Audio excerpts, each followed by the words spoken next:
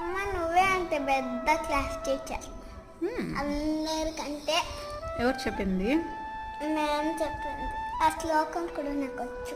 ఏం శ్లోకము? మాతృదేవో చెప్పు. మాతృదేవో భవ, పితృదేవో భవ. మాతృదేవ అంటే నువ్వు, పితృదేవో భవ అంటే నాన్న. పితృదేవో భవ, ఆచార్య దేవో భవ,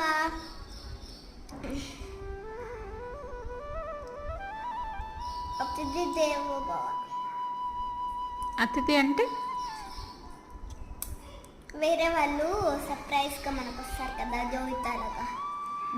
వాళ్ళని ఓ సూపర్ ఆదిత్య. వాళ్ళని కూడా బాగా చూసుకోవాలి అనేసి. Very good.